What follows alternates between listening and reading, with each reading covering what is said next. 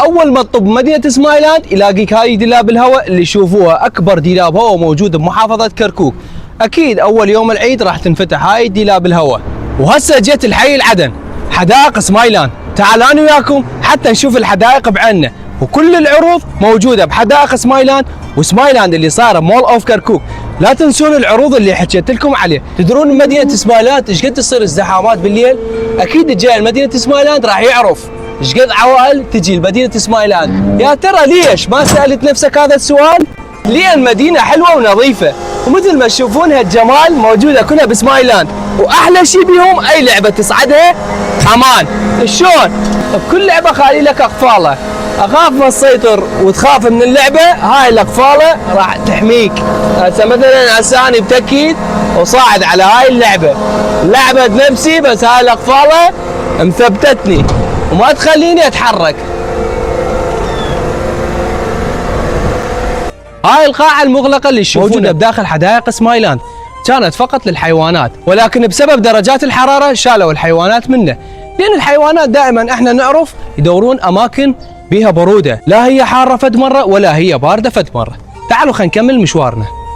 هاي اللعبه اسمها كريزي شيت، اخطر لعبه بالعالم. يعني شنو؟ هزه المجنون، من اسمها مبينه ايش قد قويه ومخيفه. يا ترى انت جاي لمدينه سمايلاند ولاعب هاي اللعبه؟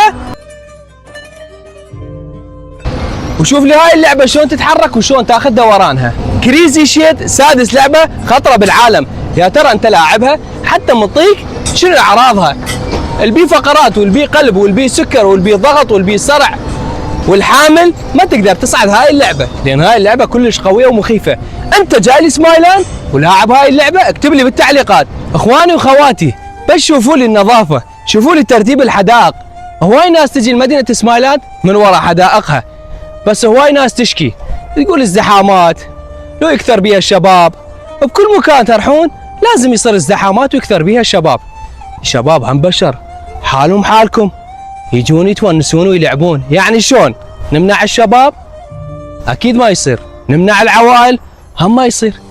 تعال مدينه سمايلاند وتونس وشوف هالحدائق الحلوه، جيب عائلتك وجيب الجدر الدولمه، تعال اقعد بحدائقنا سمايلاند. بس اهم شيء واهم فقره، انت اللي تشوفني او انت اللي تشوفيني، جيب علاقه سوداء وياك بس شوفوا النظافه.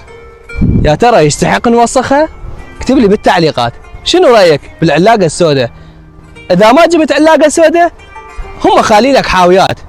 هسه مثل هاي الحاويه من تخلص اكلك وتنظفه تقدر تخليها بعلاقه وتخليها بهاي الحاويه، ما يضرك شيء وما ياذيك، والمكان يبقى نظيف. هو عنوانهم ابد ميتيه، حي عدن مدينه سمايلاند ترحب بكم بالعيد. تعالوا وتونسوا هنا.